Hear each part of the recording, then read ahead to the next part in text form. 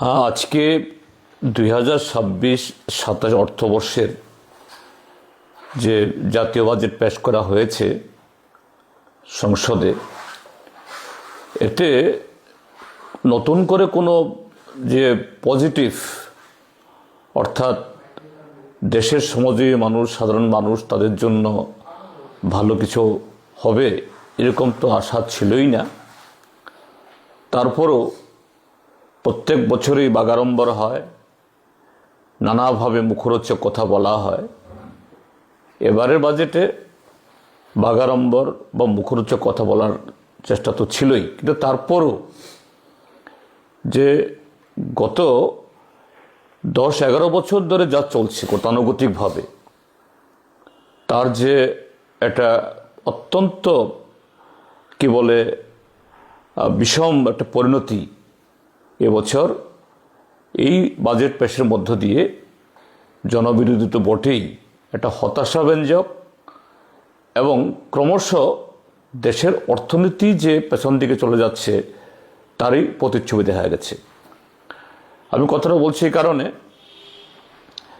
যে প্রত্যেক বছরই সরকার একটা অনুমান নির্ভর একটা বাজেট তৈরি করে যে আমরা এত আয় করব, এত ব্যয় করব। তারপর পরবর্তী বছরে যখন নতুন বছরের জন্য এই বাজেট পেশ করা হয়, তখন এই আয় এবং ব্যয় দুটো ক্ষেত্রেতেই সেখানে রিভাইজ বাজেট পেশ করতে হয়। অর্থাৎ যে অনুমান করা গেছিল তার থেকে বেশি আয় হয়েছে এবং খরচ যে পরিমাণ ধরা হয়েছিল খরচ তার থেকে বেশি হয়েছে, যেটাকে বলা হয় রিভাইজড বা সংশোধিত বাজেট। তো এক্ষেত্রে দেখা গেছে 2025-26 ইংরাজিতে, অর্থাৎ গেল অর্থ বছরে যে আনুমানিক আয় ধরা হয়েছিল, যে মোদী সরকার বা নির্মলা সীতারামনের এই অর্থ মন্ত্রক সেই টার্গেটের ধারে কাছে পৌঁছতে পারেনি। তো স্বাভাবিক বিগত বছর যে ব্যয় ধরা হয়েছিল সেখানে নতুনভাবে আরও খরচ করার, নতুন করে অর্থ প্রদান করার তো কোনো ব্যাপারই নেই, বরঞ্চ যে জনহিত খাতে যেমন কৃষি, তারপরে সোশ্যাল ওয়েলফেয়ার, শিক্ষা, স্বাস্থ্য, সমস্ত ক্ষেত্রেতে এই খরচ কমেছে, কেননা আয় হয়নি। তো স্বাভাবিকভাবেই তার রিফ্লেকশন, প্রতিফলন ঘটেছে এবারও, যে গেল অর্থ বছর থেকে এই অর্থ বছরে এরকম কতগুলো মুখরোচক তারা এই সেন্ট্রাল স্পন্সর স্কিম ঘোষণা করেছিলেন বা এই দেশে চলে। পিএম পোষণ, পিএম এই যে আবাস যোজনা, PMAY রুরাল এবং আরবান, PMSY ইত্যাদি বিভিন্ন ক্ষেত্রেতে এটা গেল বছরের তুলনায় এবার বাজেট সেরকমভাবে বাড়েনি। যেমন ফার্টিলাইজার সাবসিডি, কৃষিতে সেচের জন্য এটা দাঁড়িয়ে আছে। এই ঘটনার পেছনে কারণ কি? কারণ হলো যে এই গভর্নমেন্ট শুরু থেকেই যাদের উপরে ট্যাক্স বসানো যেত, যাদের উপর থেকে এরকম ট্যাক্স বসিয়ে রেভিনিউ বাড়ানো যেত, কর্পোরেট সংস্থা, এই কর্পোরেটের বরঞ্চ ট্যাক্স না বাড়িয়ে লক্ষ লক্ষ কোটি টাকার ট্যাক্স ছাড়, ট্যাক্স মুকুব, ঋণ মুকুব করছে।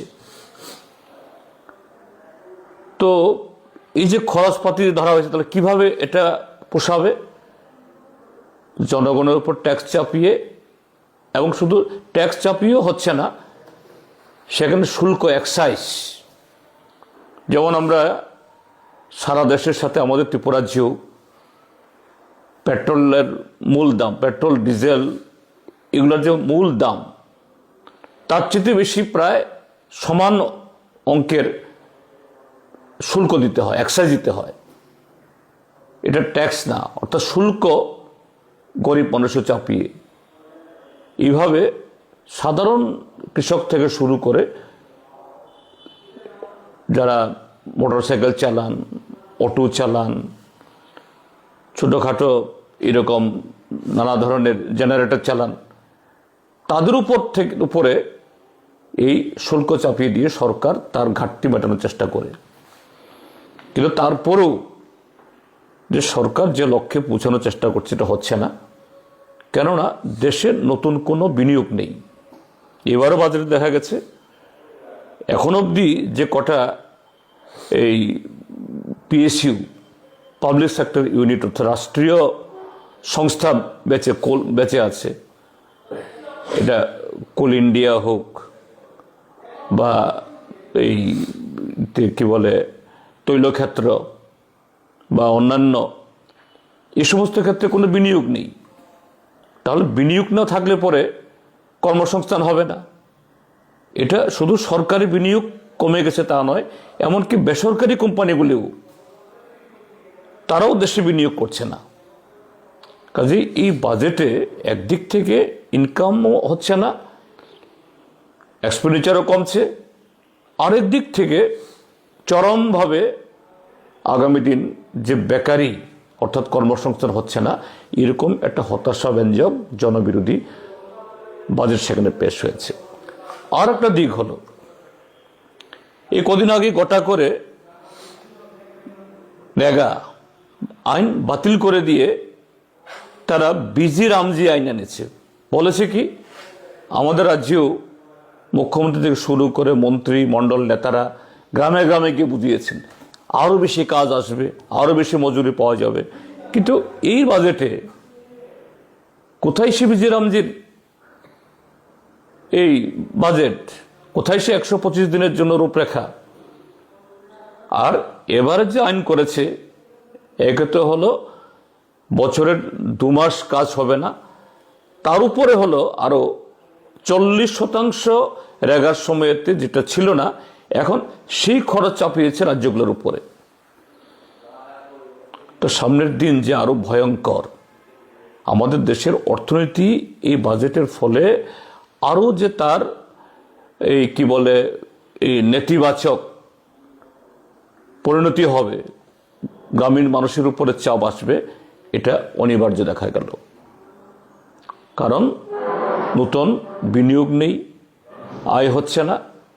কাজেই জিএসটি ইত্যাদির জন্য যে টার্গেট করছে তারা, এই এত আয় হবে সেটা হবে, জিএসটি হচ্ছে না। দেখা গেছে এই যে রাজ্যগুলো থেকে যে জিএসটি আদায় হয়েছে, বহু রাজ্য ধারে কাছেও পৌঁছতে পারেনি। তো এগুলো কথার বাগাড়ম্বর দিয়ে স্টেবিলিটি, ফিসকাল ডিসিপ্লিন ইত্যাদি ইত্যাদি বহু কথা বলে নির্মলা সীতারামনজি জনগণের সামনে একটা আশার বাণী দেওয়ার চেষ্টা করেছেন, কিন্তু সম্পূর্ণ একটা ফাঁপা হলো এবং জনবিরোধী এবং দেশের অর্থনীতিকে আরো ভয়ঙ্কর খোকলা অবস্থার দিকে নিয়ে যাওয়ার একটা বাজেটে এটা পরিণত হয়েছে। আগামী দিন যখন আরো বিস্তারিতভাবে পরীক্ষা নিরীক্ষা হবে, এর আরো যে মানে কি বলে নেতিবাচক দিকগুলো আমরা দেখতে পাবো। প্রাথমিকভাবেই এগুলো দেখা গেছে, অর্থাৎ যেটা বলা যাবে যে এটা নেতিবাচক জনবিরোধী, ভারতের যে আত্মনির্ভর তো হবেই না, ভারতবর্ষকে আরো বেশি যে গরিব মানুষের জন্য বা ঋণগ্রস্ত একটা দেশ তৈরি করার বাজেট পেশ হয়েছে এই 2026-27 বাজেট।